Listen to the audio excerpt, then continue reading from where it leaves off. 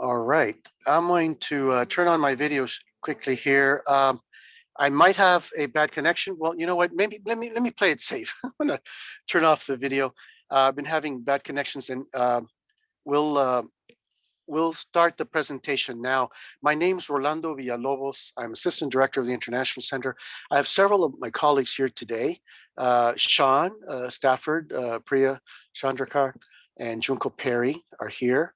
And we're all very, very qualified to answer any of your questions, but I'll be doing the presentation. My backup today is Junko in case my internet connection fails. That's why you're not seeing me right now. I'm worried about that. And Sean, if you can share your screen for the PowerPoint, we're going to go to the first slide, which is the just an overall. What I'd like to do is maybe talk about the first 7 or 8 slides, and then hold your questions till after I go through at least the first 8 or 9 slides, let's say, and then we'll be able to chat a little bit more. Can you put it to the first one, Sean? Slide 1. All right. So just real quick, this is going to focus on post-OPT, optional practical training. There's, in general, 3 scenarios of OPT. One's prior to graduation, which is extremely rare for students to use what we call pre-OPT. And then this session will focus on post-OPT. And then also we'll talk about the STEM extension, which is what follows the post-OPT period of time if you're in a STEM field. So the post-OPT is a permit that you're able to get following completion of your studies. You're still in F1 status when you are an OPT. It is a fantastic work permit. It really involves not only International Center in approving your OPT and issuing you an I-20, but also the Immigration Service ultimately issuing you, the USCIS, issuing you the EAD card, the Employment Authorization Document, which is the end product of the Immigration Service approving your OPT. So think about OPT, the process for post-OPT in the following way. First, you apply to graduate in February, okay? Late February. I believe the first day you can apply to graduate is February 28th at the earliest. And then next week, technically next Thursday, Friday, if you wanted to, you could submit through Access the application for post-OPT. So after you've applied for post-OPT, my office will issue you an I-20 with an endorsement on page 2 specifically mentioning the post-OPT. Once you get that back, then you piece together the application that you're going to send. And the second step would be send it to the Immigration Service. And you're going to send it to Chicago, Illinois. And I'll talk about the address later. In the past, it was Phoenix, Arizona, but it's not anymore. Now, everybody's pretty much sending it to Chicago, Illinois. All right. Now, after the Immigration Service acknowledges receipt of your application, it could take easily 90 to 120 days to process the request from the date that they acknowledge receipt of the application. If you were to look at the Immigration Service website, they say that it could take 3 to 6.5 months, which is ridiculous. So it's not going to take 6.5 months. It's probably closer to the 3 to 4 month time frame that the EAD card will arrive. So that's why we always say apply early, but don't apply too early. In other words, don't apply earlier than 90 days. At the earliest, you're going to apply 90 days before you graduate, at the very earliest, but no earlier than that, okay? Otherwise, they will return the application.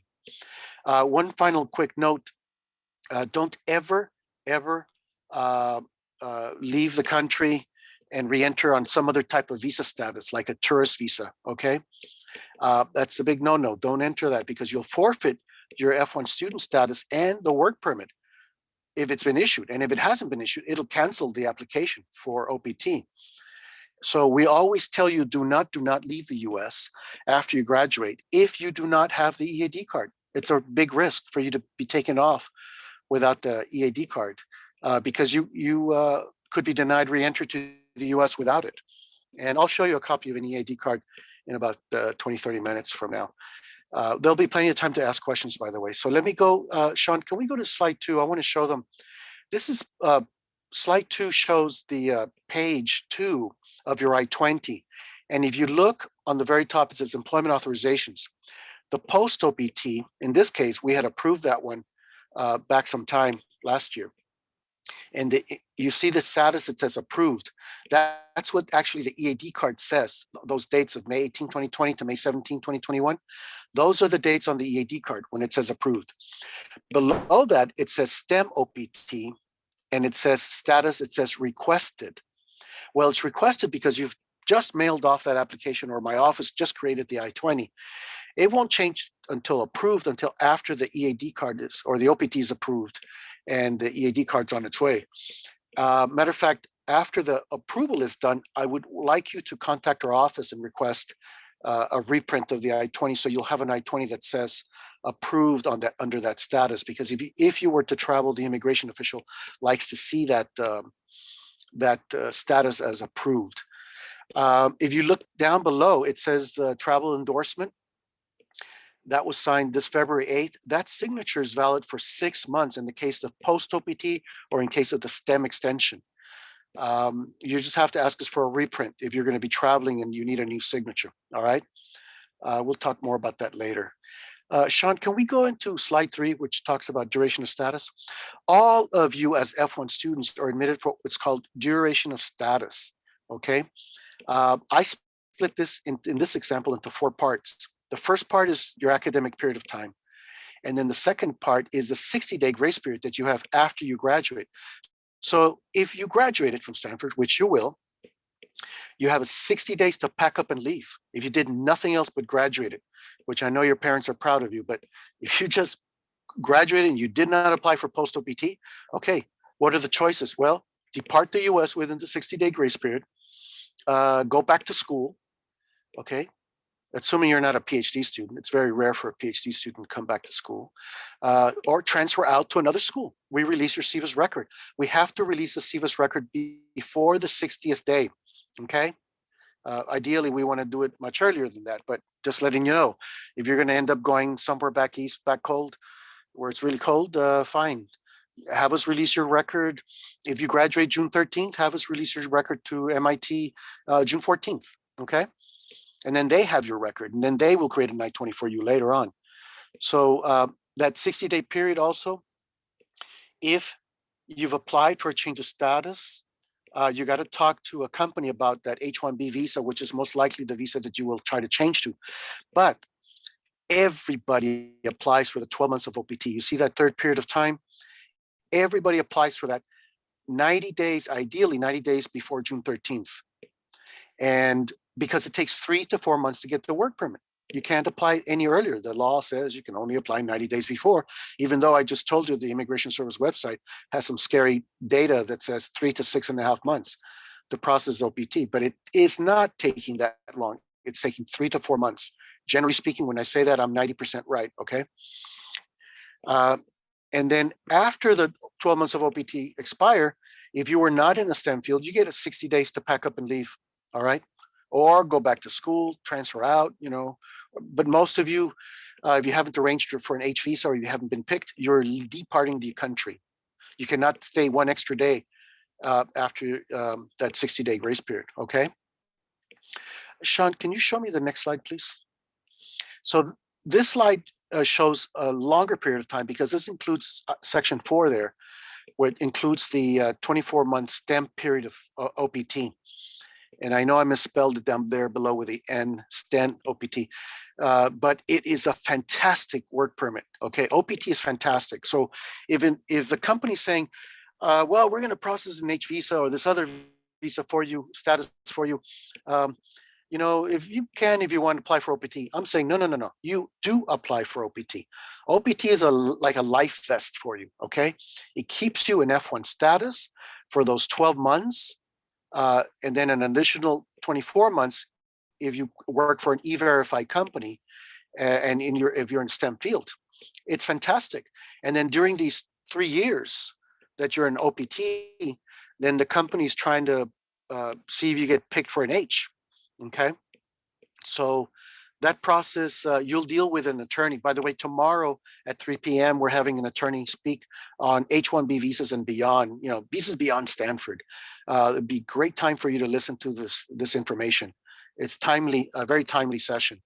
So anyway, So while you're on OPT and post OPT, you're in a STEM, I'm sorry, you're in an F1 status, okay? You're still on a student visa, even though you're no longer attending school. Um, by the way, I'll talk about this a little more later, but if the visa and your passport expires while you're on OPT and you don't travel, it's not an issue. Don't worry about it. Only worry about it if you have to leave the country. The visa in the passport, again, can expire while you're in the US and it does not affect you negatively. What should never expire is your passport. Your passport should always be valid, okay? But the visa and the passport can expire. Let's go to slide number 5. So this explains the timeline, the earliest timeline. So if you had an employer that said, we want you to work as early as possible. Okay, well, June 13th is your conferral date. That's a Sunday. Well, the earliest date would be Monday, June 14th, that you would apply to start on that date.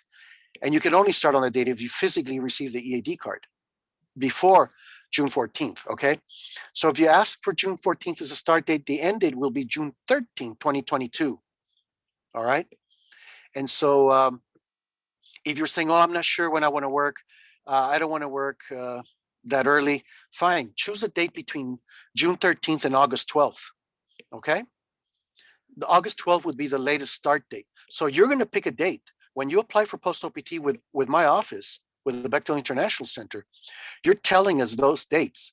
So whatever date you start, we already know the end date. So if you start on June 14th, then the end date is June 13th.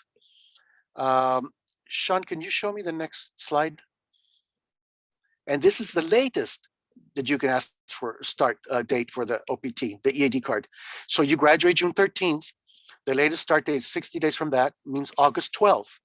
So if you put August 12th as a start date, the end date will be August 11th, 2022. And then you have a 60-day grace period that you'd have to depart the US. I would always say prior to October 11th, and you cannot work during the grace period unless you were on a STEM extension, you had applied for a STEM extension. But anyway, this is the latest. Now, if you're saying, well, can you give me some date right in the middle? Well, if I had to give you a date in the middle, and matter of fact, this date is used by a lot of students, and I'm going to give you this idea now of maybe choosing, let's say July 19th. That's a Monday. You always go to work on a Monday. You don't go to work on a Friday, okay? Your first day of work is always a Monday. So if I just told you that it takes 3 to 4 months to process the request for OPT. So if you apply in late March for OPT, let's say they acknowledge receipt late March. So let's say March 27th. March 27th to April 27th is 1 month. April to May 27th to June 27th to 3 months. So I'm telling you 3 to 4 months processing times. So if you ask for a July 19th date, I always tell students you have a 90% chance of getting it before that date. Probably high probability first, second week of July, you'll get the work permit. But time will tell. I could be wrong, but I'm 90% right, okay? For most of the time. We've been doing this for a long time. That's the pattern that we see. Now, we have seen some delays in the past because of COVID and what have you. And there was great delays last year with the notice of action letter, which is the letter you receive after you mail off your documents. They were taking 2 months or so to get those letters to you. Now we're starting to see a pattern of those letters arriving in 2 weeks, maybe 3 or 4 at the most. But they're trying to get them out. They're under pressure. The Immigration Service is under pressure to get them out. And the notice is going to come from a place in Missouri. And I mean, it just, like I said, it's going to arrive 2 to 4 weeks later, but closer to 2 weeks. That's a pattern we're starting to see. All right. Let's go to the next slide, Sean. So this shows now the time frame I just briefly mentioned. You can apply to graduate June 28th. Okay. This is like early time frame of everything. You apply June 28th to graduate. And then you submit the request, let's say on that Friday, March 5th, or if you want to do it March 4th, okay, fine. But in this example, I'm using March 5th. And then 5 to 10 days later, my colleague's going to issue you an I-20, and she's going to send it as a PDF file endorsed on page 1 with our signature and on page 2 for travel signature. And then you will print that I-20 and sign it and date it on page 1. And then you're going to make a photocopy of that. And then you're going to piece together the application, and you're going to mail the application at the earliest, I would say after March 15th. So if we give you the I-20 on March 10th or March 13th, don't mail off the application yet. Piece everything together, piece it together, and then mail off the application on March 15th. If you do a one-day delivery, they get it on the 16th. They'll say they got it on the 17th. They always lie. So they get it on the 17th. Now you count 3 to 4 months from March 17th as the anticipated date that you will physically get the EAD card. But time will tell. This is just an estimate, okay? And then you could stay around. You graduate June 13th, and if the EAD card doesn't show up, the employment authorization document doesn't show up even 60 days after you've graduated, you can still remain in the United States. Not a problem. You can still remain in the US. You just do not leave the country, okay? Frequently students tell me, hey, can I leave the US? And I say, well, that's the wrong question. The right question is, can I re-enter the US? Yeah, you can leave. You might not be able to get back in.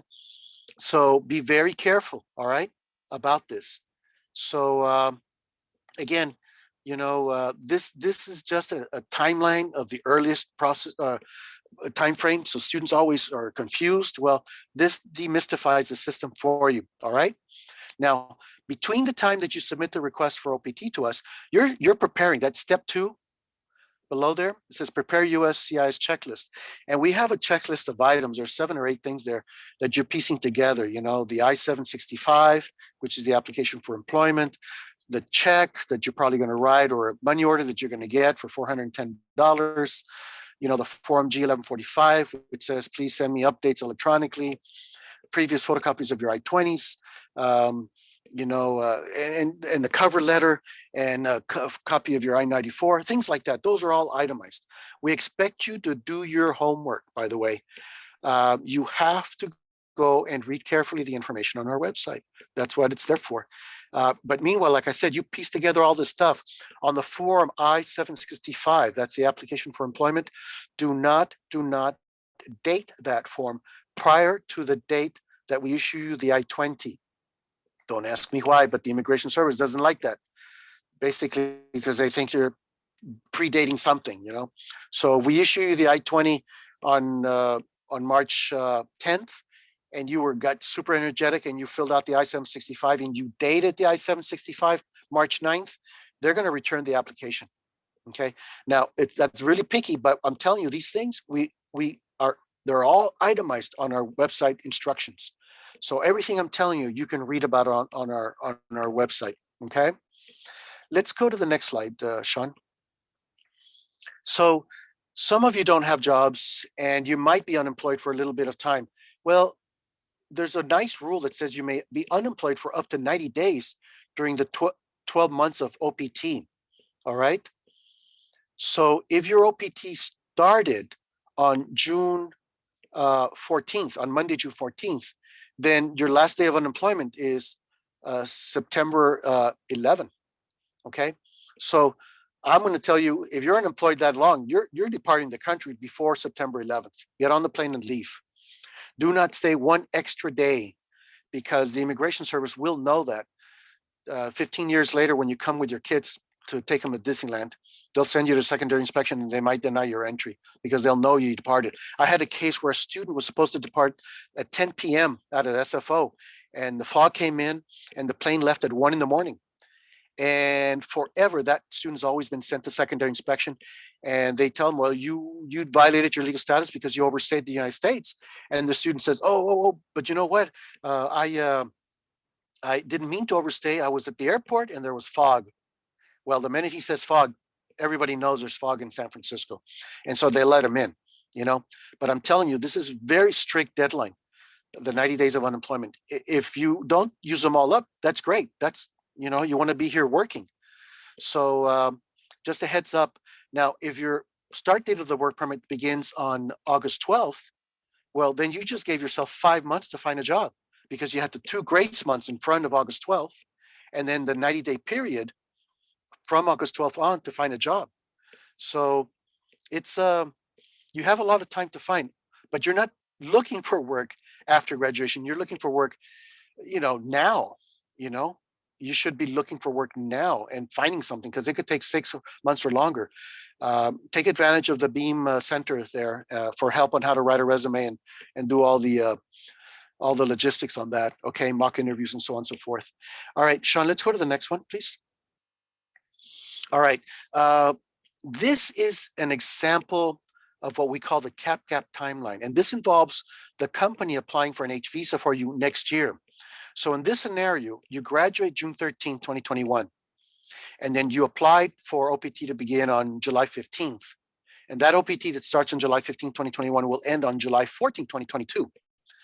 But right around the middle there, in April 1st, the company applies for an H visa for you. And then you have to wait to see if you get approved. And if you get approved, then what happens is that the H visa will take effect on October 1. All right. But your OPT end date, your EAD card expired on the last day of employment was July 14th. So what happens is the gap between July 14th and October 1, we call that the CAP-GAP period. And so the CAP-GAP is really nice because it allows you to work without an EAD card. It extends it automatically up to the end of September because they're anticipating the H will take effect on October 1. If you applied for what's called, or the company applied for an H visa through something called consular processing, you do not qualify for the CAP-GAP. And I'm going to tell you right now, it's super important that you talk to the company HR or attorney and ask them, are you doing a change of status within the US? Okay? Because some students want to stay in F1 OPT status as long as possible. All right, because maybe they want to change employers. All right, and if you switch from F to H, you can't go back to F1 OPT. That's it. It's history. So ask the company attorney if you don't have access to the attorney, ask the person the HR person or your future boss, is the request going to be done through a change of status, which is what I would say over 90% of them are done that way.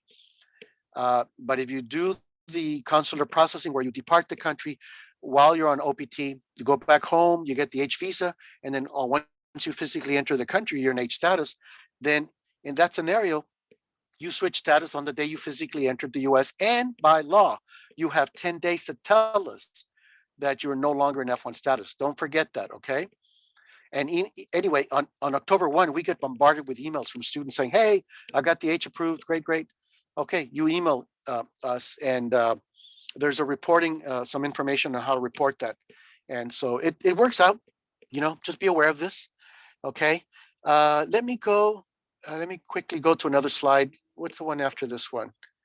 This is the application for employment authorization. This is the I-765.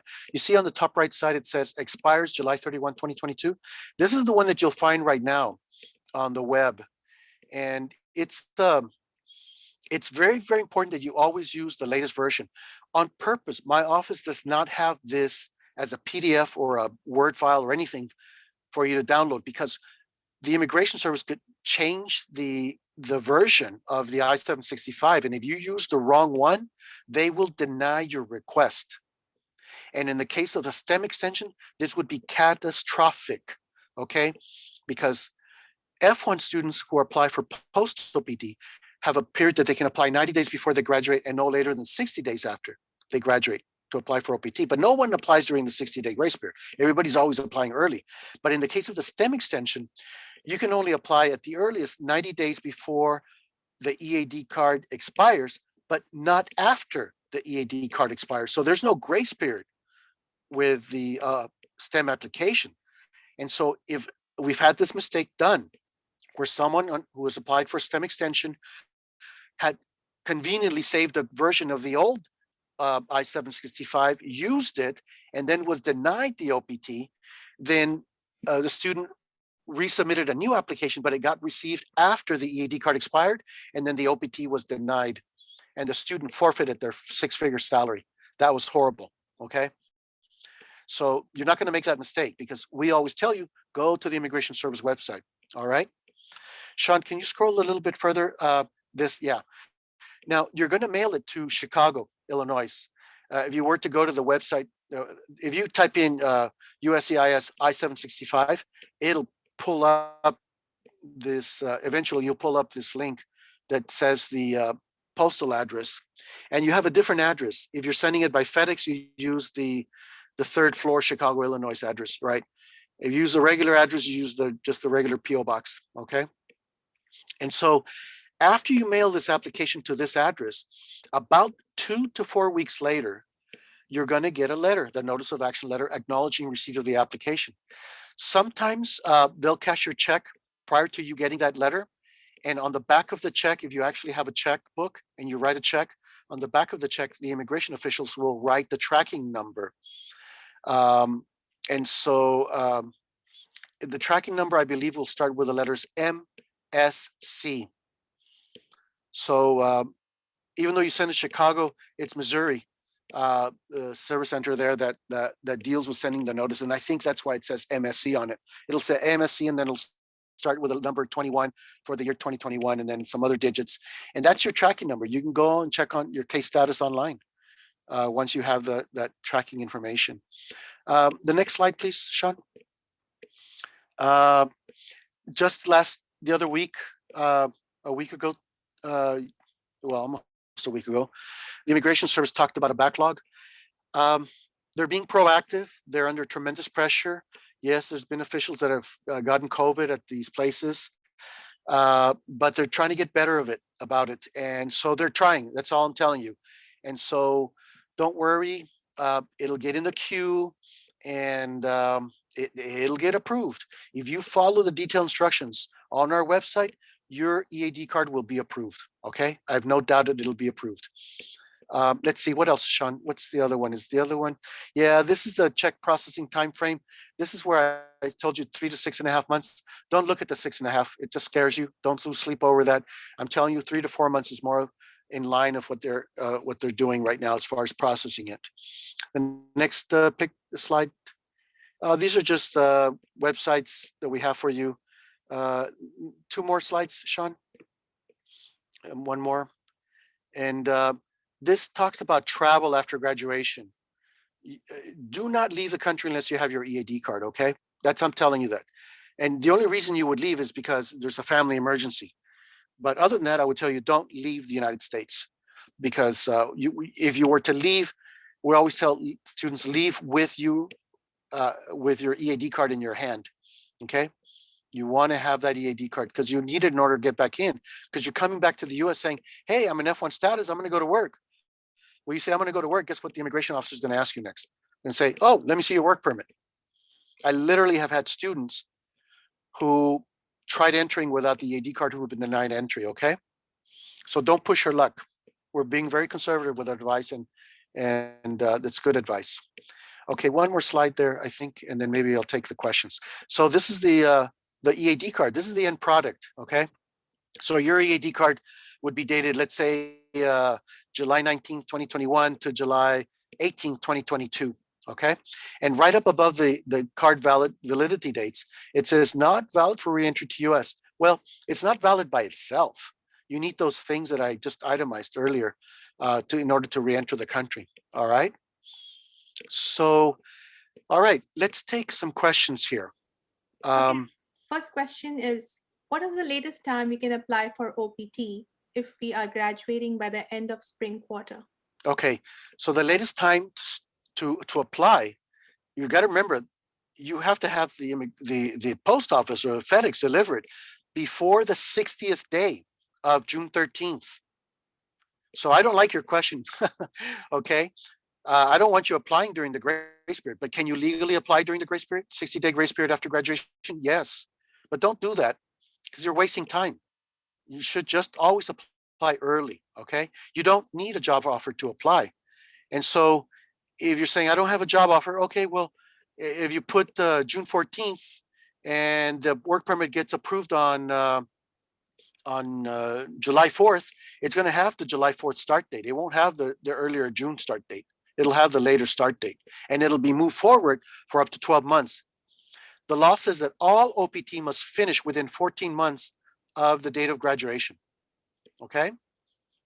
So if you apply during your grace period, you're probably going to waste OPT. Don't do that. OPT is fantastic. It's a really precious way for you to work in the US.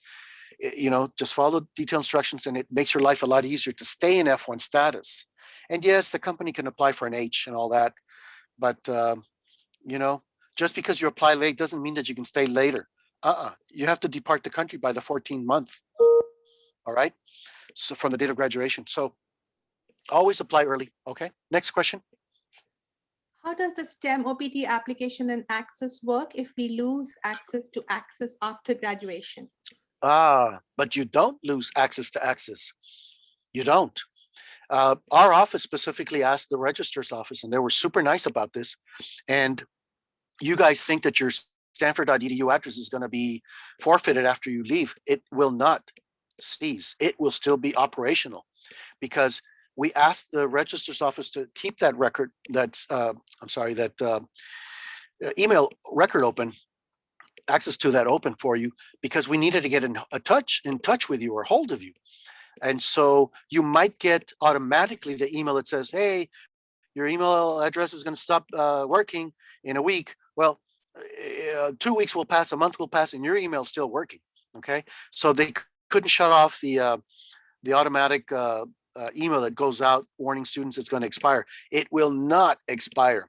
So you can use your stanford.edu address and you can log into Access. No problem. You can update your address, things like that. Not a problem. Okay. And you can apply for the STEM extension. The STEM extension, if you're, it's just we're going to have a new system in place, by the way, when you apply for the STEM extension. And we'll talk more about that later, but it's not going to be an issue. You're going to be able to access it. Okay. Next question. When we apply for extension, 24 months is automatically given. So we only need to apply for this extension once, correct? Correct. The STEM extension can only be granted for 2 years. So if you had a 1-year job offer, the STEM extension is issued for 2 years. And the start date of the STEM extension it starts immediately after the day you graduate. So if you immediately after the EAD card expires. Okay. So that's, let's say that you ask for the work permit to begin on August 12th. Then the EAD card expires on August 11th. You have to apply ideally around second week of May for the STEM extension. Okay. And you have to make sure that the request is received before the EAD card expires. Okay. That's the trick. Just make sure you do it early, and definitely the STEM extension has to be received. The request has to be received before the EAD card expires. All right. Next question. For the start date, do we need an official letter from our employer stating the date, or is it an arbitrary date that we can self-decide just for the purpose of OPT application? Okay.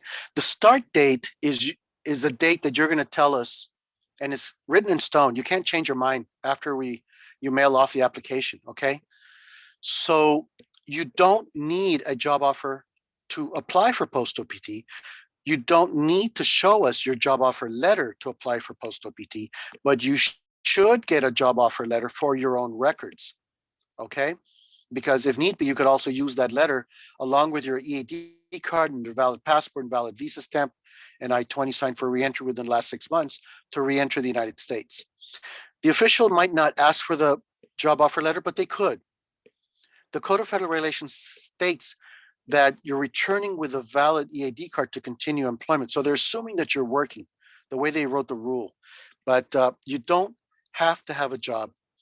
It's just you're expected to eventually find work, obviously, right? Okay. So next question.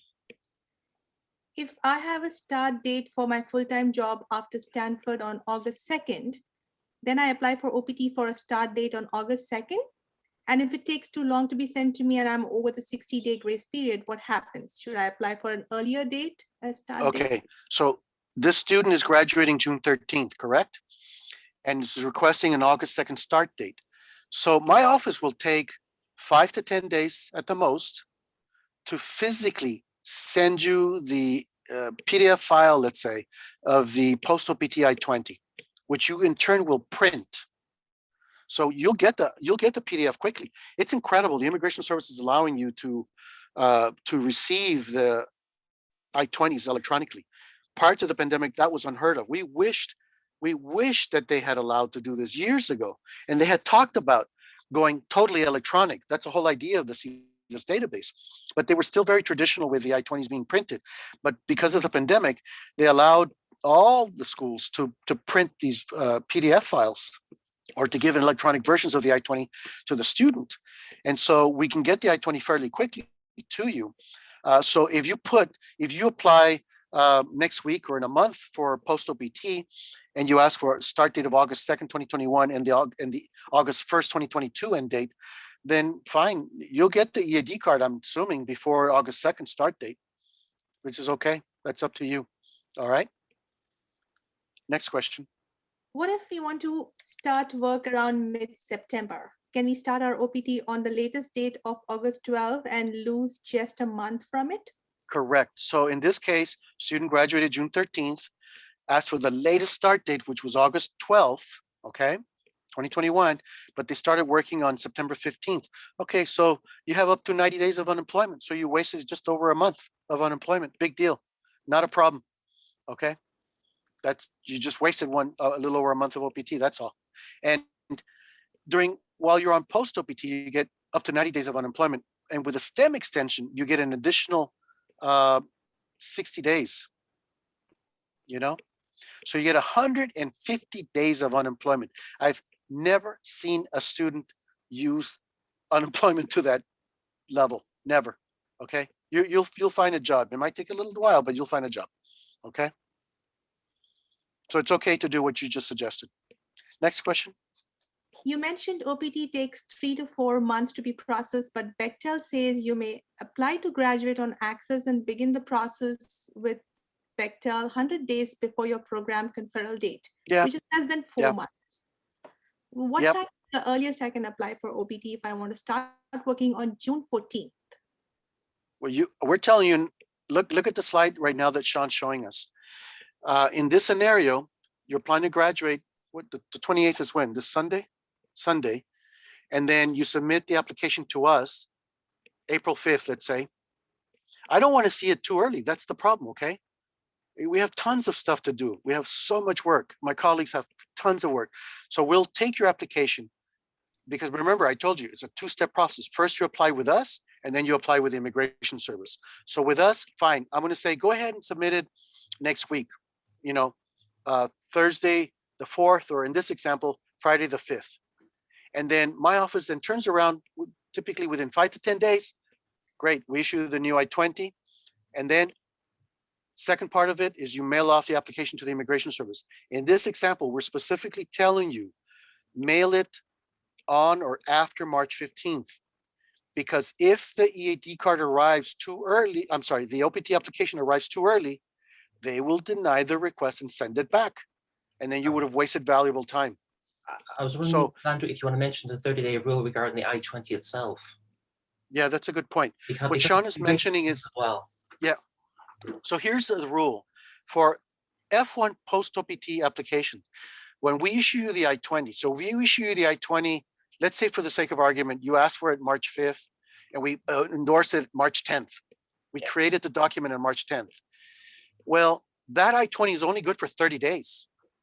So physically, even though we told you to mail it on March 15th, if you hold on to that I-20 and you mail it later and it arrives after the 30th day from March 10th when it was created, they will deny your work permit. This is for post-OPT. So the I-20, they put this timeline, this clock that says, okay, you got an approved request from your DSO, designated school official. Okay, submit the application. They're telling you, okay, you got 30 days for this to arrive to the Immigration Service. Don't push your luck, okay? Don't do that. Now, in the case of the STEM extension, the Immigration Service is a little more generous. They say you have 60 days. But again, I'm telling you, don't push your luck. You always want to apply early, the earliest possible.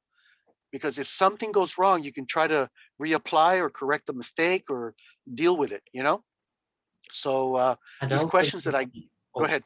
And also you must be physically within the US on the date that you mail in your application.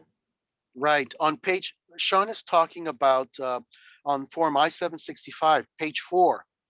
If you look at page 4 of the I-765, top part right corner, it says part 3, applicant statement and contact information. There's a little note on there, and it says you must file form I-765 while in the United States. I read that to mean you have to be physically here on the day that you mail the application.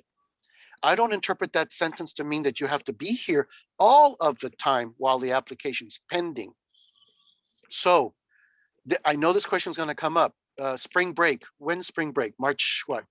20th? I don't know. Let's pretend it's March 20th. So you apply, for OPT March, mail off the application March 15th. You take off, okay, and then for spring break, and then you come back before school begins on March 29th. Is that okay? Yeah, that's okay. Not a problem. All right. That won't mess up the application because you departed, that's perfectly okay. What I worry is about students who apply too late during the grace period. That's just so risky. Don't do that. Okay. I'm telling you right now, don't do that. You remember on cigarettes packages, it says warning, Surgeon General causes cancer. I'm giving you a warning. Don't apply during the grace period for OPT. Always apply early. Okay, that's what you're going to hear from my office and all of my colleagues.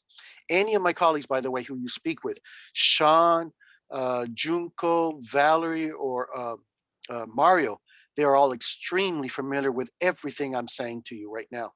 You can always read our information first before you email us. But my colleagues are well qualified to answer any of these questions that I'm talking about right now. And we are all going to tell you the same thing, apply early. All right. Next question. Do we need to prepare a statement that explains how our major relates to our job for either visa, OPT or H-1B? I'm not going to touch the question on H-1B, but I'm going to touch the question about OPT. You do have to make a statement. How you have to give us a solid little sentence about the proposed employment. When you apply online, describe the proposed employment. You're going to say, let's say that you're a MSNE student, Management Science and Engineering. You're going to say proposed employment in Management Science and Engineering. And then if you want to write something else in addition to that, it's fine. But if you just simply wanted to write proposed employment in my field of electrical engineering, great, that's good. That'll do it. Okay. Now for the STEM extension, you're completing a form called the I-983, and page 3 has 4 parts that go into tremendous deal about your proposed employment and goals and objectives and how you're being monitored on what you're doing. But for the request for post OPT, you're definitely going to write a sentence that says how the proposed employment is related to your field of studies. And I just gave you 2 examples. You simply write proposed employment in my field of studies in chemistry. Okay. Simple as that will work for us to endorse your request for OPT.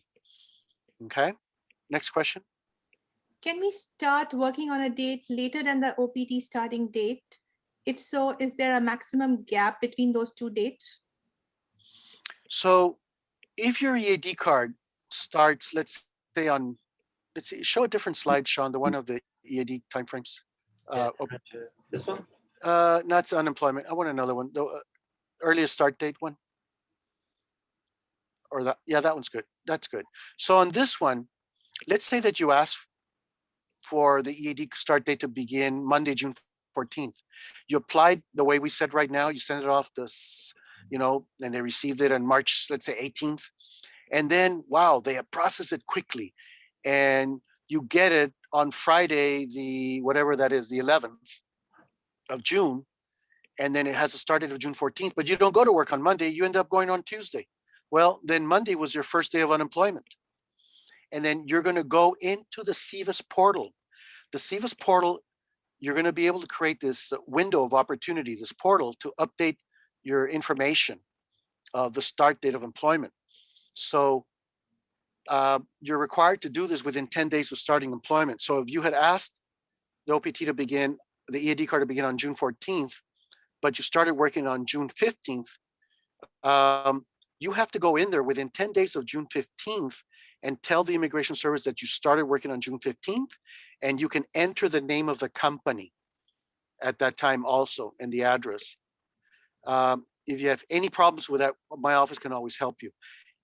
You can only access the portal after the OPT has been approved and after the EAD start date, or on the EAD start date at the earliest. So let me rephrase this. On the day that your OPT starts, if the EAD card was issued already prior to that date and it's valid on the date you requested, you're going to get an email from SEVP, the Student Exchange Visitor Program. Don't let that email go to waste, because you have a certain time frame to go to the portal, because they're going to give you a link. You go to the portal and you're going to use your stanford.edu address or whichever email you have on record with the Immigration Service to create the portal account and to mention whether you're employed or not, when you stopped working, when you started working, okay? With a STEM extension, there are different issues with the portal. You can't enter the address. It's stupid. I don't know why. They can't build the algorithm for that. But STEM extension is different. You can always tell my office the a new address or whatever changes, and then we'll help you with that. But again, do all these things in a timely manner, okay? Next question. Can we include a start date that is not a Monday, like August 12th is, I think, a Thursday? Sure. Go for it. I mean, maybe the pay period is different. Maybe the pay period is from, the 1st to the 11th and the 12th to the 30th. Maybe that's the way you might get hired. But I would say 90-something% of students always go to work on a Monday. But you want to choose a Thursday? Not a problem. It doesn't matter. If the EAD arrives 5 months after I applied to USCIS on March 15th, Mhm. is the OPT start date August 15th, or is it always set 3 months after, that is June 15th? Let me go. I'm going to answer this question in a roundabout way. The Immigration Service says that the OPT must end within 14 months of your date of graduation. Okay. So if you ask for June 14th as the start date, but it didn't get processed in 3 months, it got processed in 5 months, then they can't backdate anything. And essentially, you can't reclaim any months in this example, but you can legally remain in the country pending approval of the EAD card, even though it exceeds the 60-day grace period after you graduated on June 13th. So you can remain in the country. The start date of the I-20 will be the date that they approved the EAD card. So if they approved it 5 months later, it'll have that date of being 5 months later, and the end date will not exceed 14 months from June 13th. That's the best way I can explain it without trying to confuse you. But I guess officially they shouldn't work at all until they do receive the EAD card itself. Exactly. You Look at the cannot on the card. work. Exactly. Good point. You cannot work without the EAD card. Yeah. Even if the employer says, well, show up on Friday, let's start training you, but we won't start paying you until Monday. That's illegal, unethical. Don't do it. Okay. Don't even work for one lousy minute or hour. You'll violate your legal status. Yeah. Because another thing to consider is this. Stanford means you're sponsored even when you're on post in STEM OPT. Your employer will not be responsible for your immigration status up until the moment that maybe they start to sponsor you for H-1B. Yeah. So he always claimed that we didn't know anything about his F-1 status. He told us that he could work on the state, and we believed him. Yeah, and that can come back to haunt you, because Yeah. Earlier I shut off the question about the H-1B really quickly, because the Stanford doesn't allow us to. Well, legally, I can't talk to you about an H. I'm not an attorney. We are having an attorney speak tomorrow. Adam Green is doing a presentation tomorrow. He's very well prepared to give the presentation on the H-1B and visas beyond Stanford. And so you want to talk to the attorney about the transition you're going to go through from F1 to H-1B. Okay. Like I said earlier, you can do both things at the same time. You can start applying for post-OPT in March, and the company can try to see if you'll get picked for a H visa in March. And then if you get picked, then they apply for the H visa in April. Okay, and if it's approved, then what, great, it gets approved 6 months later on October 1. And then the week of October 1, you say, hey, within 10 days of that, you say, hey, change my status. Here's my notice of action showing that I got an H visa. Or if you traveled, you say, hey, I entered on H status.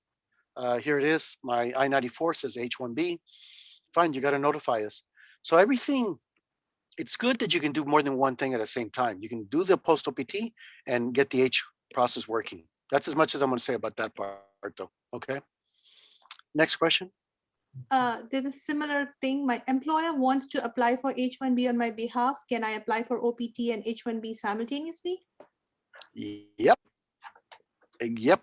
Two different locations that the things are going to, though. You know. Yep. Independently, you can do. Not a problem. Are the 90 days reset for the STEM extension? What do you? Okay.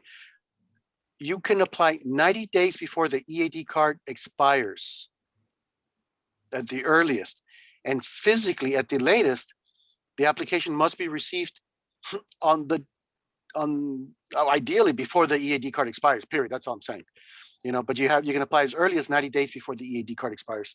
So you want to be really good about it with STEM OPT. I always tell students, you know, next to your birthday, this 90-day period before the EAD card expires is a very important date for you, or your mother's birthday.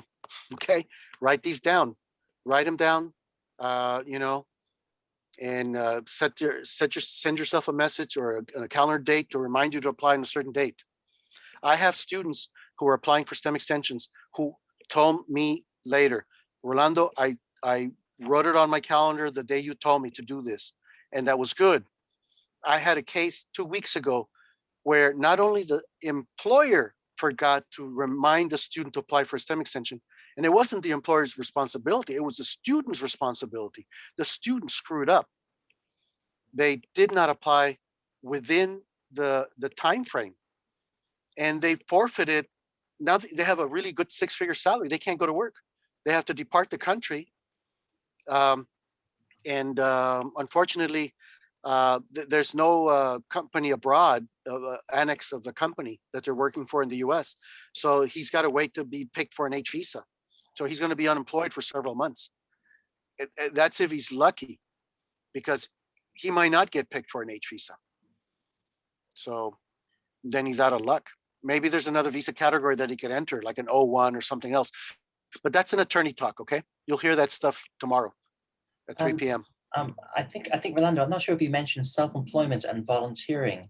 No, we haven't done that yet. Post OPT. Yeah, let me mention it quickly because we still have questions. But what Sean's talking about on post OPT is that you can be self-employed while on post OPT in your field of studies. Okay, and so if you're a math major and you're having a hard time for some reason finding a job, well, then you could tutor someone in math and mark down the number of hours a week that you're working. You have to be working at least 20 hours a week. Keep a log or a diary. The Immigration Service was not very clear on how to do this. They just said that you have to have the proper license or licenses, but you don't need a license of any sort. You just need the EAD card in order to work after graduation in your field of studies. So just keep a log or diary or whatever you want to call it, an Excel chart of the number of hours you're working, what you did from what time to what time, you know, and if you're creating your own company, keep track, you know, talk to angel investors, you know, for this amount of time, you know, did this research, did that, you know, document everything in detail. I've never seen a student being challenged about the 20 hours a week, but you better be well prepared. If you ever are challenged, you can say, hey, well, I kept an Excel chart of what I did every day, you know. And by the way, the address of the location of the employer is going to be the address, the apartment address, or where you live. Okay. So just keep track of it. That's all I'm going to say to that. And yeah, as long as you're working in your field of studies, you're okay. STEM extensions are different. You cannot be self-employed for a STEM extension. You can't. Many years ago, yes, you could have been self-employed for a STEM extension. And I mentioned the story in the past about I had this one student that kept contacting me. Man, he sent me so many emails. Finally, the last email that I responded was 2 pages long, and I got tired of it.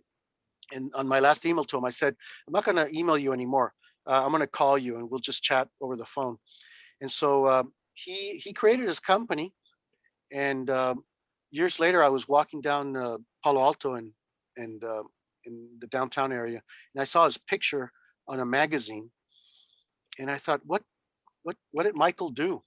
Well, Michael sold his company, which was Instagram, and so yeah.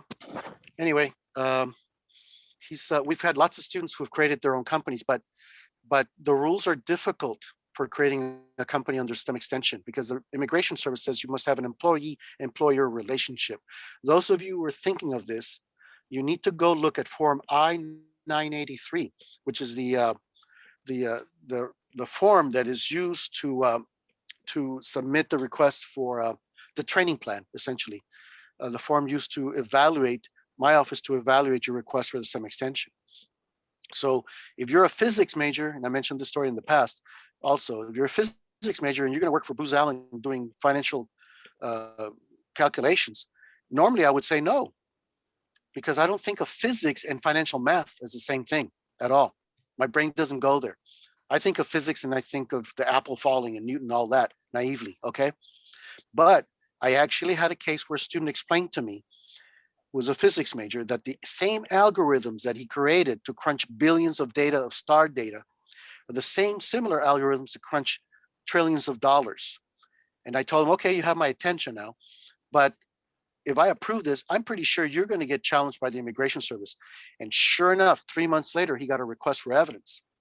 And when I challenged the student, I asked him to get his advisor to write me a letter stating how the algorithms were relative to working with a finance company. And of course, 3 months later, the immigration service challenged him. And then they asked, the immigration service asked him to get a letter from me, a new letter, and to explain how this was related. And I brought up the letter that I'd gotten from the advisor. I told the student to get a new letter from the advisor, and he submitted it, and he got it approved. And this guy was making a super high salary. When I say super high, it was I think it was $250,000. Okay, which is pretty good salary, but it could have been denied. Okay, so but it wasn't. So he was very fortunate. And anyway, so we scrutinize your requests, in a positive way. We scrutinize them. We're not going to endorse something if we think that it's going to be challenged by the immigration service later. So when you apply for post-OPT, you're going to give me a sentence that says, I'm working in my field of studies. And if you're not, I'm not going to endorse, or my colleagues are not going to endorse your request. Okay. So whatever you do, if you're an English major, you can't tell me that you're going to be doing finance, because I can't understand that one, how that's related, but we give you a chance at explaining things to us. And in the cases where it's just not correct, we're going to tell you bluntly, okay? But we try to work with you so things work out. All right. Next question, please. Does it count as unemployment if the EAD card takes more time than expected to arrive? Not really. Let me tell you. Let me rephrase your question. When is my first day on unemployment? The first day of unemployment is if your ED started on August 12th and you didn't work on August 12th, that's your first day of unemployment, period, And so you try to stay within the 90-day boundary of unemployment. It's extremely rare for me to see a student depart the country on day 89. Very rare, because you guys will find jobs. It's hard to find jobs, but I'm optimistic, okay? So the EAD, so if you propose, let's say July 15th, but the EAD card was approved to start on August 12th, then you don't accrue unemployment from July. You accrue unemployment from the first day the EAD card start date began, if you were not working on that date, okay? All right, next question. Can you have multiple employers on OPT? How related does your employment have to be to your degree? Sorry, there are a bunch of questions. Do you need to update your I-20 every time you have a new employer? Let's see. Can you have multiple employers? Yes. We're under post-OPT, the law says you have to have one employer that it's at least 20 hours a week. You cannot have two employers for 10 hours a week and count that as 20 hours. It doesn't work that way. So always have an employer that's where you're working at least 20 hours a week. So could you have multiple employers? Yes. If you add a new employer while on post OPT, you could ask us for a new I-20 to reflect that employer. Okay, so if you entered that information of adding a new employer in the portal, and you ask us for reprinting an I-20, it'll mention that other employer also. Okay. If you have any difficulty with adding that employer, ask my colleagues and we'll figure out how to do it. But essentially, yes, you can have multiple employers. The EAD card is good for multiple employers. It's just very rare to have multiple employers. All right. And with a STEM extension, that is super rare to have multiple employers on a STEM extension. Okay. You're working 80 hours a week. You can't have another employer. I don't think so. But, and the employment must be related to your field of studies. So whatever you're writing on the request for OPT, it has to be related to your field. Now, if you only took 2 classes in management and you're trying to get a finance job and you have a degree in chemistry, I don't think so. Let me be blunt. No, you're not. We're not endorsing that, because how can you claim to be just with a couple of classes, 3 or 4 classes, that you have a field of study, that it's in your field of study, when your field of study is chemistry and you took 4 finance classes, management classes, that now you want to work in management with Booz Allen? I don't believe it. I would not approve that. Okay. Remember, you're balancing out. Remember, you're admitted to the US for duration of status. The first period of time that we showed you on that diagram for duration of status is the date that focuses, the time frame that focuses on you being a student. And then after graduation, you're focusing on being an employee and a worker. So you're trying to balance the theoretical, your degree, with the practical, the employment. And so you're saying, I'm going to work, my practical experience is going to be in my field of studies, which is chemistry. Okay, well, go do chemistry, go work for pharma, or maybe are you working for a company that's evaluating chemical companies? Well, okay, well, whatever it is, it's got to be chemistry related. Okay. So if you push the system, it can come back to haunt you. If you tell me, well, I'm going to work in my field of studies in chemistry, we issue it, and then you have no background in finance, but the company loves your liberal education from Stanford and they hire you. Well, guess what? When you get processed for an H visa, sharp immigration officials going to say, wait a minute, you were supposed to work in your field of studies while on post OPT and you didn't. Therefore, you violated your status. That could happen. Okay. Because when the H visa is being reviewed, one of the things that they will review is, have you been maintaining your legal status? And the quick answer is going to be yes. And they're going to want to see all of your I-20s. Remember, during orientation, we told you, keep all of your I-20s. And you asked me for how long? And I said, until you die. Okay, that means forever. You keep it forever. All right. Because later on, years later, while you're trying to get an H, trying to get a green card or permanent residency or US citizenship, this will come up. They're going to want to know, have you been maintaining your legal status? And the quick answer is yes. Because like I told you guys, we're very conservative when we endorse these requests, and everything's done legitimately.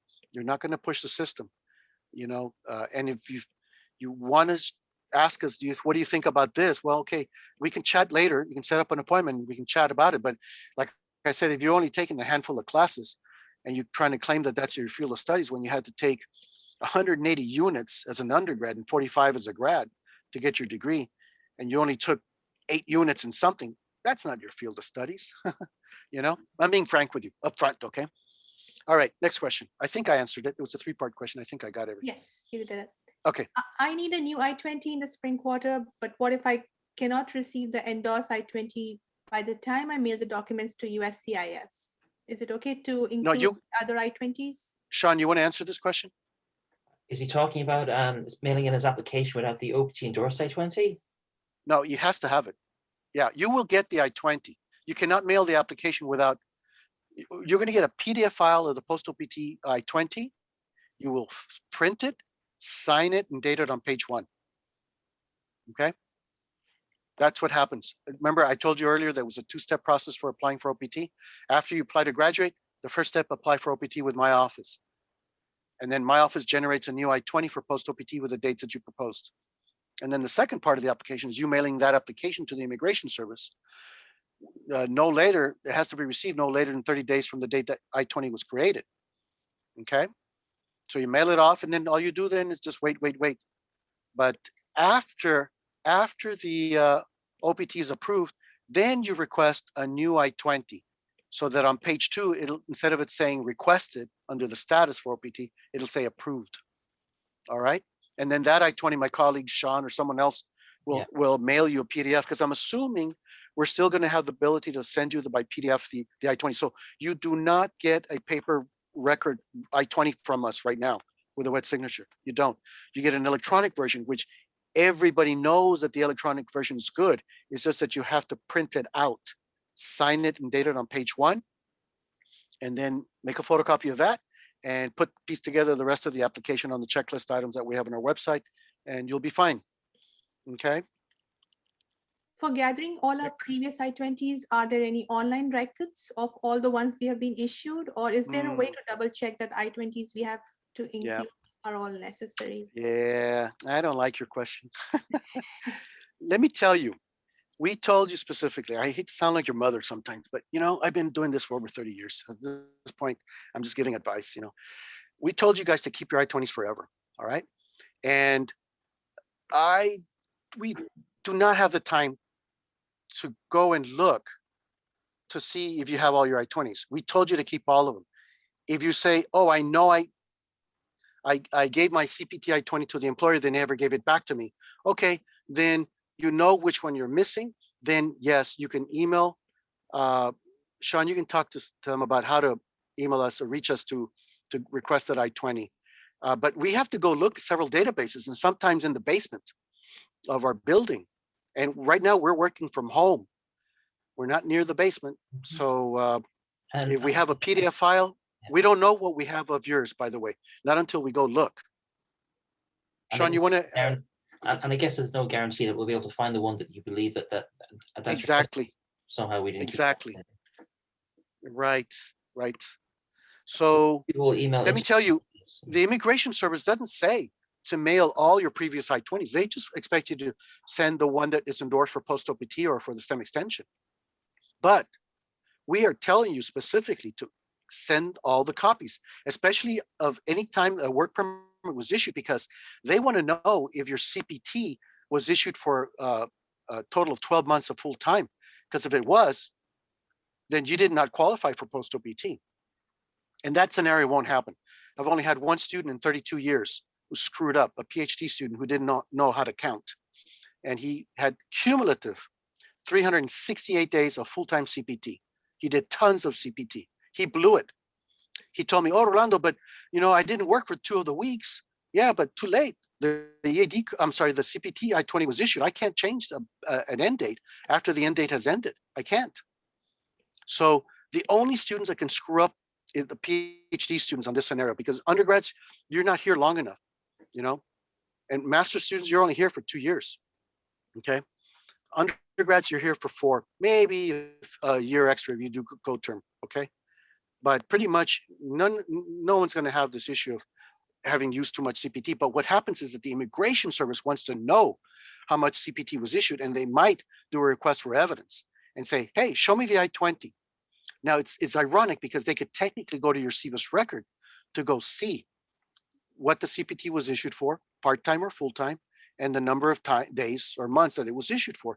But when they want to do a request for evidence on RFE, they just simply say, hey, send me this information. I want to see it.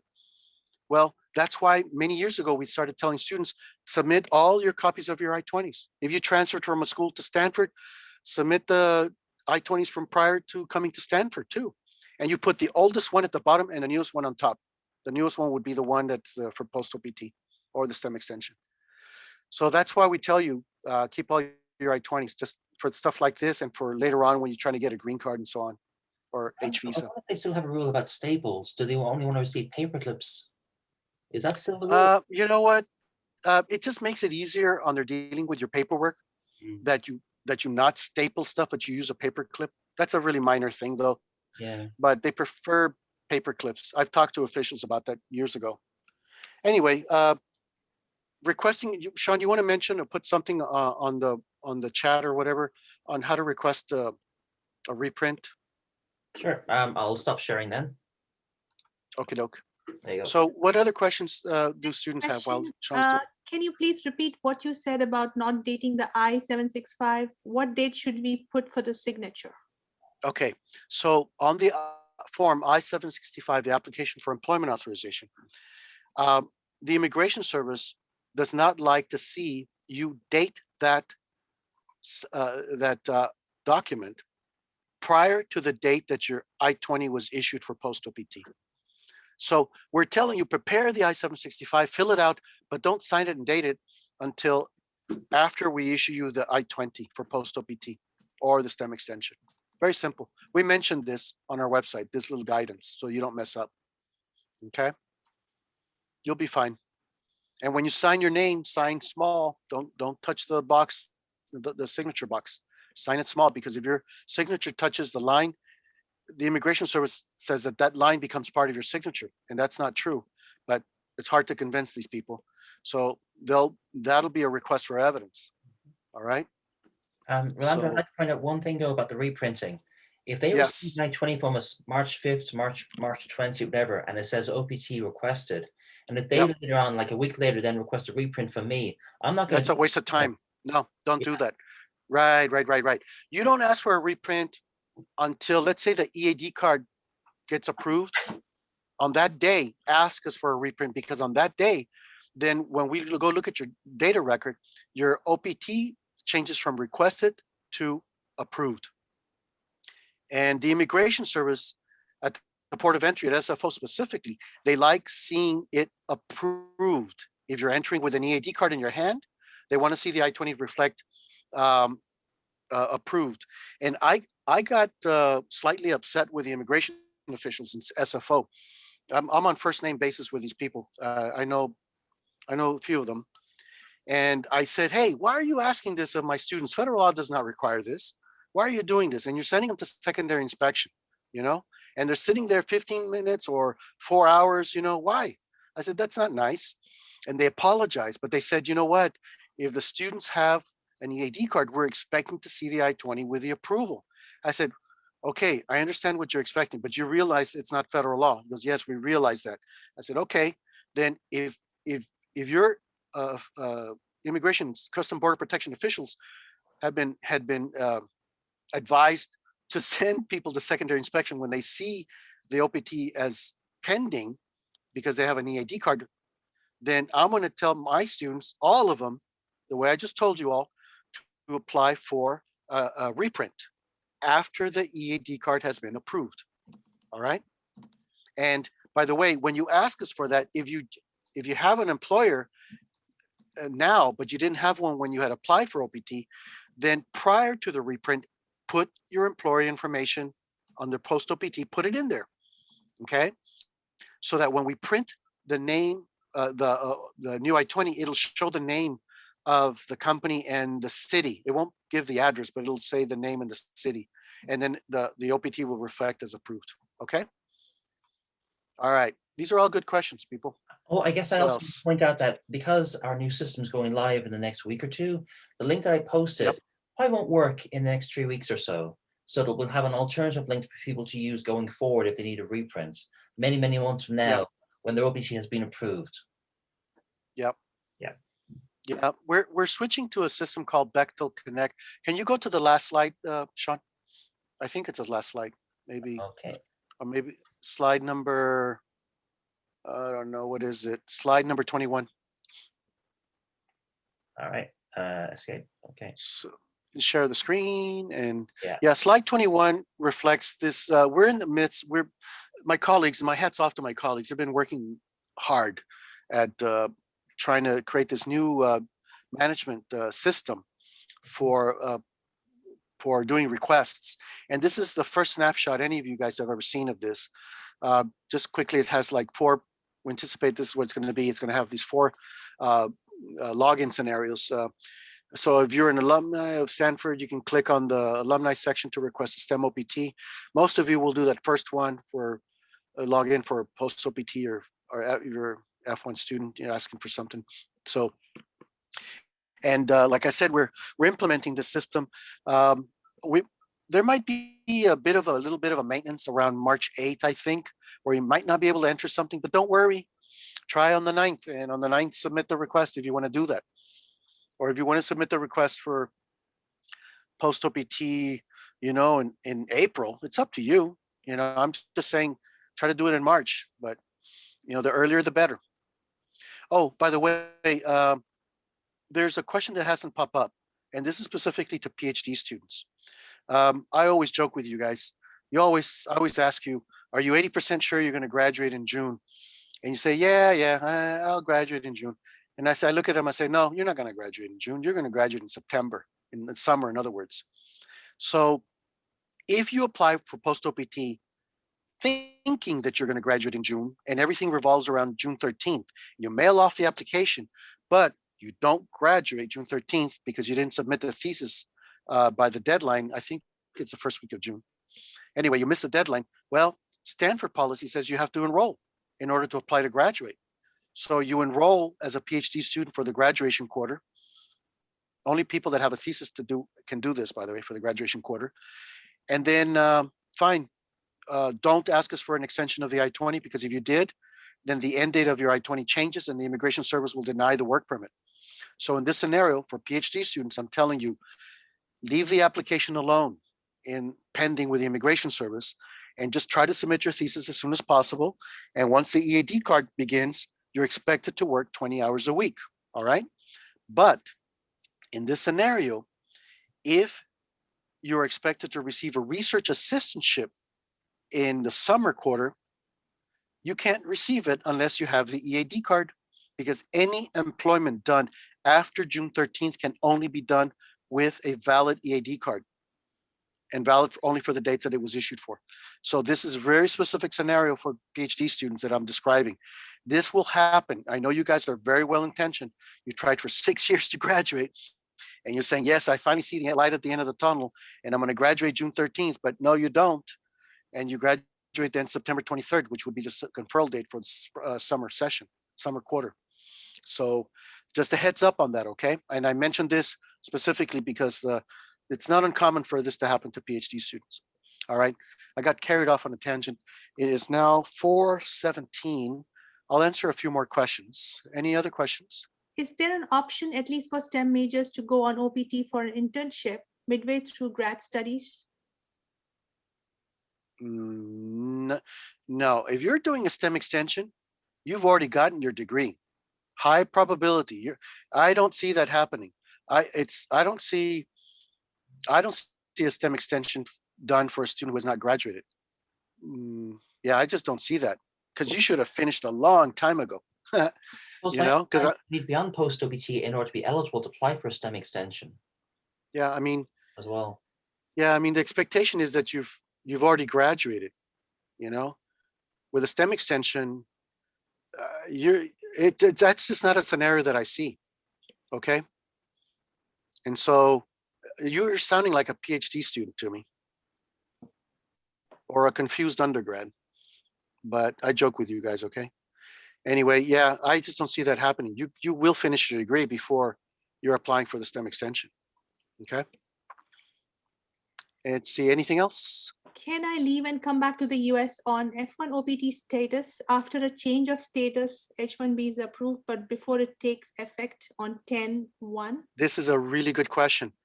You need to talk to an attorney. Okay, let me tell you a little story. I had a student who was on post OPT. The H was taking effect the following week after they were planning to enter. And the immigration official, somehow the student said, yeah, I'm coming back, I'm on OPT, I'm gonna get the H soon. That little sentence, oh, I'm gonna get the H soon. Then the immigration official, their facial expression changed. They said, oh, when are you planning to get the H? Oh, next week. Guess what happened? Then the student was denied entry, because everything about entering the US is about intent. You're knocking on the front door of the US saying, let me in the US, please, let me in. Why? Why am I going to let you in? Says the officer. Well, Oh, because I want to go to work. Oh, do you have a work permit? Yes. Okay, let me see the work permit, the EAD card, okay? But in the same sentence, the student then casually mentions the age. Everything about entering is the intent. The student really has the intent to be in H status, not in F1 status, from the perspective of the immigration official. And you could be denied entry. So this question, you have to ask the attorney for the company. Have to. Because if you just asked me, Rolando, what do I need in order to re-enter the country? And I'm going to tell you, okay, these six or so things. First, you need to have a valid passport. That's good for at least 6 months into the future. Secondly, you need to have a valid visa stamp. Unless you're a Canadian, you don't need a visa stamp. Third, you need an I-20 endorsed for OPT. Fourth, you need an I-20 endorsed for travel on page 2 of the I-20 within the last 6 months. Fifth, you need the EAD card. Six, you need the job offer letter. That right there gets you into the US normally. But if you're entering so close to the H timeframe, there's some issues there that I cannot advise you. My colleagues will not advise you because we cannot give you legal advice on the age. You have to talk to the attorney about that question. Tomorrow, that's a good question to ask Adam Green. Okay. All right. Next question. Next is, if I get approved for H-1B in 2022 win the lottery, but you want to benefit from OPT STEM extension till 2024, can you do so and then transfer to H-1B status in October 2024, or will you have to go through lottery again? Remember earlier I mentioned, find out if you are getting a change of status done through either within the US change of status, or if it's through consular processing. When the people mention consular processing, that means your change of status is not taking effect on October 1. Okay. It's taking effect by you physically re-entering the US. And once you enter the US, then you have 10 days to tell my office, hey, I'm now in H status. I'm no longer in F1 status. Please terminate my CBIS record. And that's what we go do. Now, be super careful that if you ask for consular processing, that the immigration official or the attorney for the company doesn't screw up and apply for a change of status. Because if it's not a mistake and they apply for a change of status, even though you wanted to do consular processing, and they had noted on the application that it was a change of status that was going to take effect October 1, on October 1, you are in H status. Okay. You are in H status, period. And you cannot say, oh, wait, no. I don't want to be in H status. I want to be on STEM OPT because, I want to do this and that. You're now in H status. You can't go back to F1 status. So if it was done in mistake, okay, then you would have to show the application that showed consular processing in the application for the H, and then show that the immigration officer who adjudicated the petition screwed up. And then you would contact my office, and then we would contact the immigration service and provide the evidence that you had provided to us. And then, I don't know, a few weeks later, then hopefully they approve it so that you come back from being terminated or change of status, to completed record to change to a status of active for F1 status. Okay. Be very, very careful about that issue. And you have to talk with the attorney. Now, the attorney for the company might not talk to you. Why? Because you're not paying them. Guess who's paying them? The company. So the attorney might not pay attention to you, even though you email them. So if they don't respond, talk to someone who's knowledgeable, the HR person or the attorney. I don't know. Somehow make sure you clarify that issue. Okay. It's an important one. Good question. Next question. I'm graduating in spring and was planning on requesting the latest possible start date, August 12th, since my employment Yep. doesn't start until October 1st. However, if right before August 12th, I receive a notice to submit additional evidence, I may not have enough time to prepare and submit docs. Since we You cannot can apply remain. for CPAs. You can remain in the country if they ask for RFE, request for evidence, pending approval. They give you a legal time frame to respond by. Okay. And you can remain in the US pending approval. You just can't go to work. All right. So they request more evidence, fine, give it to them, and then they'll approve it. Once they approve it, then you physically get the EAD card. You don't go to work unless you have the EAD card in your hand. All right. So that's They're as easy. asking if there is an inherent risk with requesting a latest possible start date. No, not if you apply early. You're always going to get the permit in time. If you apply in April for a work permit to begin in August, I mean that's 4 months away. I'm assuming that you're going to get the work permit before August 12th in that scenario, even if you applied in April. But could they be delayed? Yeah, they could be delayed. And if it's delayed, okay, you can still remain in the country. You do not depart the US. We always tell students, by the way, make sure you have an address when you apply for post-OPT, an address that's good for at least 5 months into the future. If you're going to get kicked out of the dorms in June or August and you applied in April, find a friend, find a PhD friend. They're here forever, you know, or rent the post office box. You can use the post office box for the EAD card to be delivered. You do not want to mess up the address part of your application with moving and then telling the immigration service that you moved and then the EAD card gets lost. That's like throwing the EAD card to a black hole. You'll have to reapply for an EAD card all over again to do a replacement of a lost EAD card. And also the USPS is unable to forward these very special envelopes which contain the cards to like an alternative.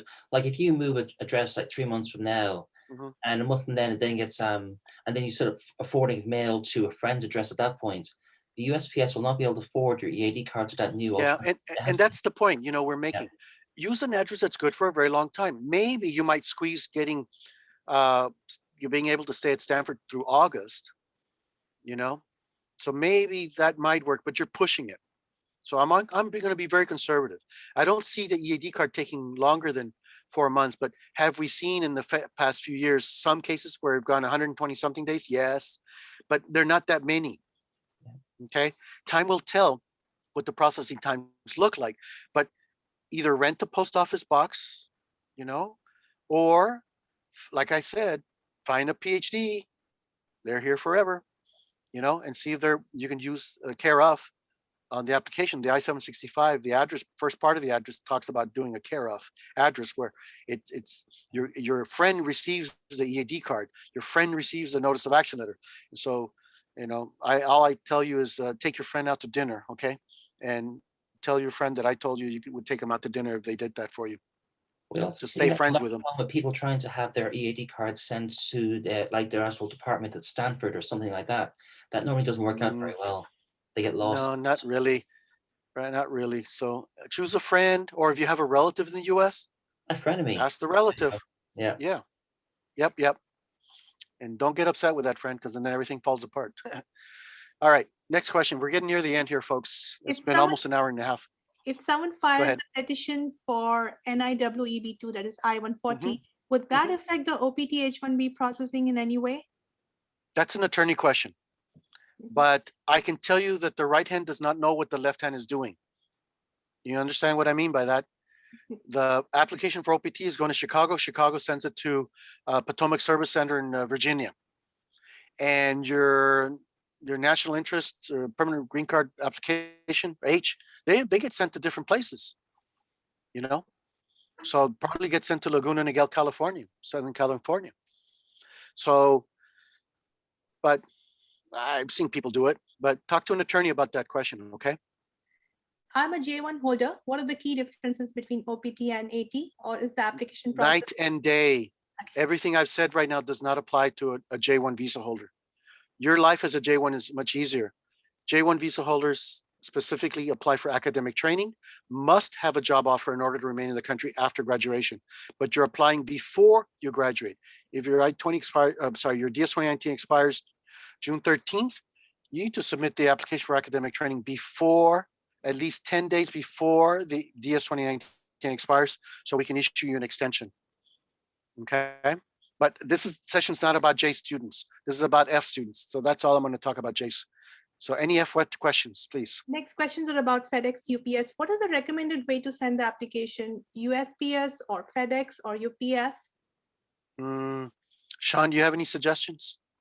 Ideally, you want to have a tracking number. Yeah. So if you're really, if you have a proposed start date of June 14th, then perhaps you might want to spend a bit of extra money and go with next day delivery or some kind of courier delivery service. Because if you just go with a normal snail mail USPS service, which is quite slow. It might take a bit of time to get to the lockbox in Chicago or wherever it might be. So you might prefer to have Chicago. next day delivery. Yeah, they're all sending it to Chicago. So if you're pressed for time, you're using FedEx. Let's be blunt. Yeah. Okay. And So- I think FedEx is easier logistically within Stanford, right? Because by the way, is the place still open? The FedEx drop off and everything there in As far Old as, Union? well, the last time I checked, we couldn't gain entry to that building because it was still because of COVID restrictions. Okay, well, then you guys had checked the internet on that one. Yeah. So, but FedEx is nice, anything with a tracking system gives you peace of mind.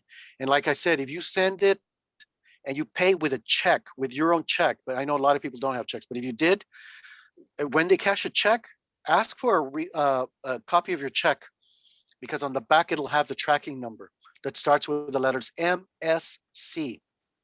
Okay. And anyway, but it's good it'll give you peace of mind if at least you have a tracking, because they might not respond for 2 or 4 weeks that they received it. All right. And then you start getting worried. I'm saying, don't get worried. Earlier, I showed a email from February 18th from the Immigration Service saying that, hey, they're documenting these, they're getting put in the queue, but they're a little slow, but don't worry, once you're in the queue, they'll put you in the queue correctly. So don't worry, you'll be okay. So is there any advantage between FedEx and USPS? I think to me, they're the same if you're using next day delivery, Correct. Yeah. I think they're the same. An opinion about either one. Yeah, I mean, which one's easier to process? Is FedEx easier to do than the other one? I don't know. I don't. I haven't paid for a FedEx in You can years. compare costs, I suppose, and see. Yeah, what compare they offer. costs and see what it is. And if you're not scheduled to work till August, then you got time. But Or time send to it. travel after Yeah, but graduation. do send it. I mean, I'm saying do send it with a tracking. Yeah. Okay, that's smart to do. Should I apply for All right. OPT no earlier than 90 days before degree conferral date or before employment start date? You can only apply 90 days at the earliest. You're going to mail it off on March 15th if you're graduating June 13th. That's what dictates. In the case of post OPT, what dictates how early is the date of graduation, 90 days from that date. And we've just conservatively said, mail the application March 15th. If somehow we get you the I-20 and you piece all the application together, then mail it off on March 15th at the earliest. But if you're saying, no, I've got time, fine, do it in April. You want to do it April? That's your choice. You want to do it in May? That's your choice. It's just that it's going to take, easily 3 to 4 months for the ED card to arrive. Okay. But if you receive So an it's your- application from us in mid-March and you have no intent of actually sending it in until mid-May, then that's a problem. for Don't us. do that. Yeah. I don't like you. If you do that, I don't like you. I'll remember you. When an immigration official says, hey, this guy's at the port of entry, do you know him? I'm gonna say, no, I don't know him. I'm joking, okay, guys? But let me tell you, don't give us work if you're not gonna apply, okay? I'm famous for starting work early. Today I started at, my first email was at 4:15 this morning, okay? And we've been nonstop, okay? And my colleagues are also nonstop. We're very busy. Don't give us something if you're not going to do it in a timely manner, because that's my pet peeve. I'm going to be frank with you. I don't like that. Okay. Only apply if you're serious. All right. And then when you apply, be prepared to send it off soon after we issue the I-20 so that you maximize the ability to get everything done in a timely manner and get the work permit hopefully earlier than later. Okie doke. All right, folks, it's 4:34. I've talked for over an hour and a half. Is there any urgent question, that I haven't answered? Because normally this session lasts 1 hour, but I think we've covered quite a bit. There are 2 hands raised. Do you want to get them? Go ahead. We'll do these last 2. All right, Adeline. Yeah, hi. Thanks for the session. Yes. Question. Yeah. Great. My I-20 is issued on 27 May 2020. Do I need to apply for a reprint before applying for the OPT process? Wait. What did you say was issued and what? Your I-20 was? My I-20 has a date stamp that is issued on 27 May 2020. do I need to apply for a reprint of the I-20? Oh, you're not asking me a question about OPT. You're just asking me, do I need a reprint? You don't need a reprint if you're not traveling. If you're traveling, okay, so you're not graduating yet. Tell me your scenario. You're not graduating yet. When does your I-20 expire? I'm not sure. That's my question. I have Page one, your I-20 has an expiration date. That's the expected date of graduation. Most students are graduating in this June, it'll say June 13th, 2021. And so if we had issued an I-20 back in May of 2020, and you're not graduating till 2022, the signature in 2020 that was done in May for travel is good till May of this year. Okay? Gotcha, understand. So it doesn't matter on the timestamp of the date issued with this application for OPT. So I don't. It Well, doesn't when matter you for the apply, reprints. when anybody applies for OPT, we sign page 2 for travel automatically without you even asking us. Matter of fact, the Immigration Service wants to see that signature too. And that signature is only good for 6 months of reentry. I believe I understand the question. You have an Go ahead. I-20 which was created in May of 2020. You can be applying for OPT in March of this year because you're going to be graduating in June. When you apply in March for the OPT, we will issue a new I-20 to actually replace the previous I-20.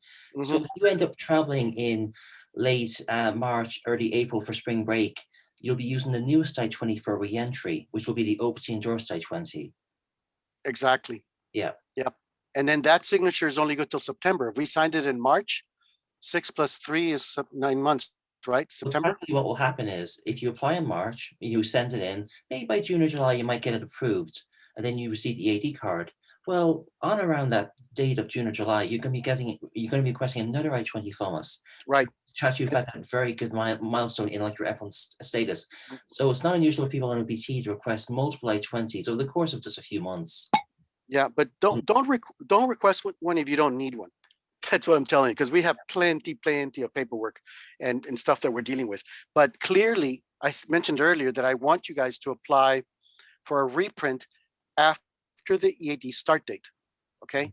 And if you ask us for an EAD, I'm sorry, a reprint of the I-20 after the EAD start date, make sure that you've entered the employer's name in the portal, the SEVIS portal.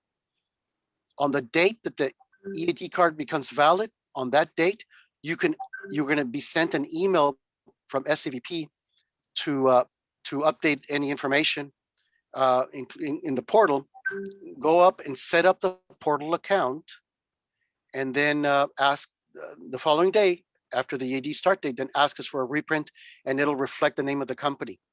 And then we'll sign it for travel on page 2, and that signature will be good for 6 months.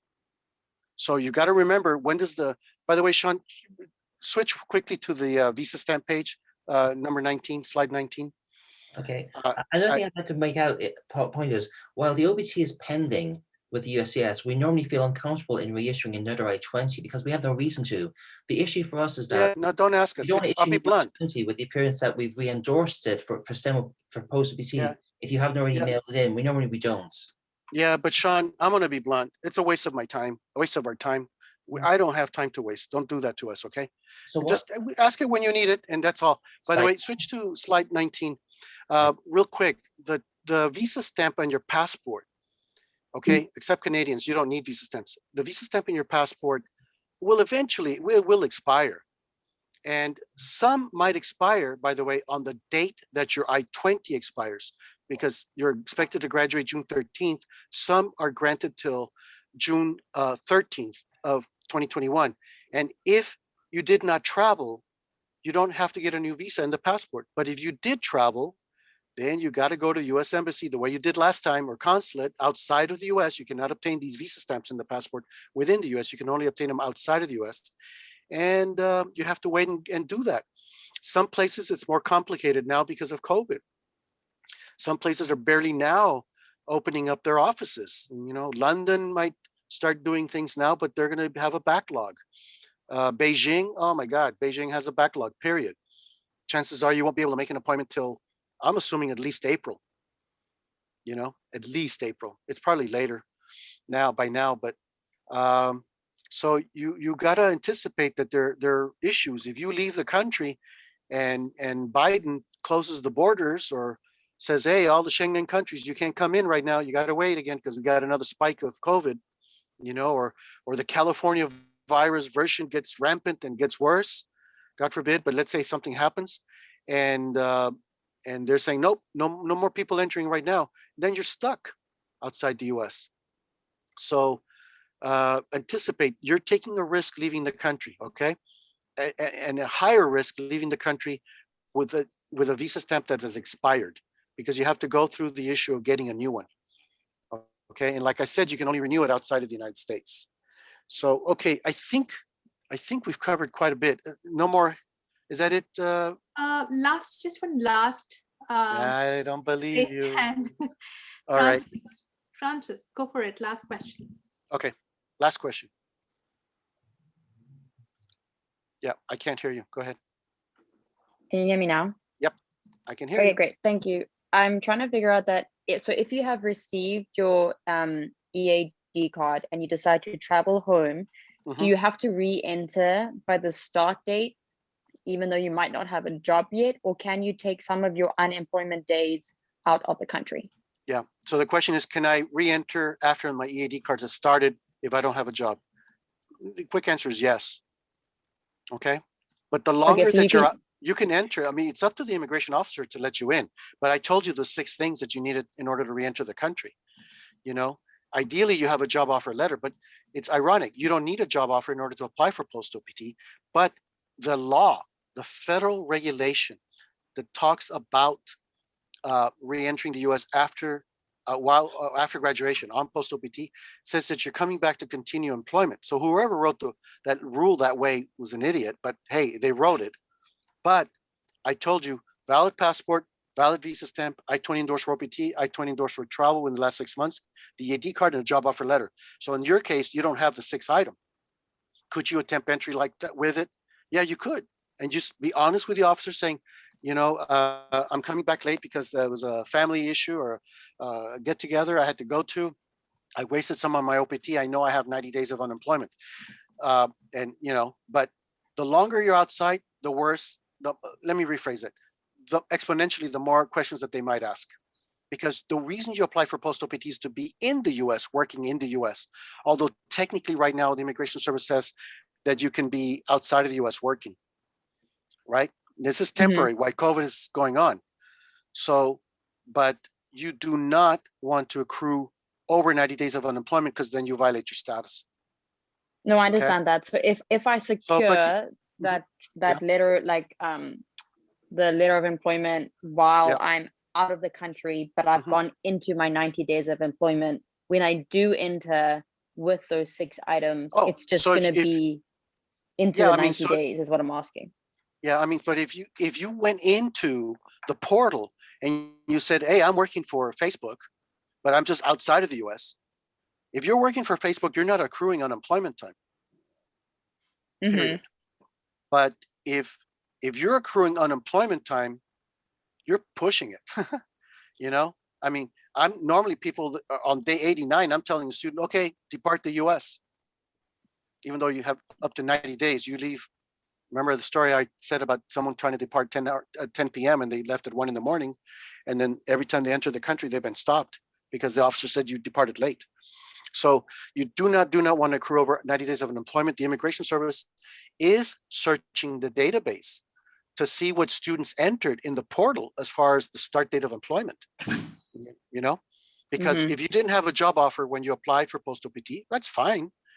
But once the EAD card start date starts, the Immigration Service, SCVP, sends you this link, and then you're supposed to report employment or lack of employment. And so if the EAD card starts on August 12th and you're starting working on, October, 10th, August to September, October, that's, let's say, 2 months. You go into the portal and you put the October 10th date and you're still legally within the time frame. That's not a problem. So I completely understand what you're saying. I'm just asking, can those unemployment days be when you are physically outside of the US? Yes. Okay. So when I re-enter with my 6 items, it would already have, like, I would have put in the portal, I've been unemployed. And when I re-enter with my like job or Right. employment letter, The portal will have no information regarding employment unless you enter the portal information that you're working in the future. For post OPT, you can enter that future date. If you told us at the time that you apply for post OPT that your OPT is going to start October 10th, and Facebook as the name of the company, it'll say when you go to the portal, it should have uploaded that information. October 10th, Facebook. Okay. And then when you're re-entering the US, if you were to get sent to secondary inspection, the immigration official, if they took time to look at the SEVIS database, they can see that information. But all I'm telling you is if the start date of the AD start date has begun and you're physically outside the US, yeah, you can accrue unemployment outside of the US. That's okay. That's legally okay. okay, thank you. Just don't push it. Don't push it Yes, that to too much. Alrighty. Okay, guys. Thank you very much. This was an exceptionally long session, but it's okay. It's been recorded. We talked about a lot of things. I'm not sure how many questions we answered, but it felt like at least 50 questions. 62 at least. Whoa, all right, 62 questions. That's good. They're all good questions, okay? But I'm gonna give you homework, okay? You guys got to read our information on our website. You have to. Don't email us if you haven't read the information on our website. And I know I answered a lot of your questions, so you should be okay to move forward. Just document everything you do.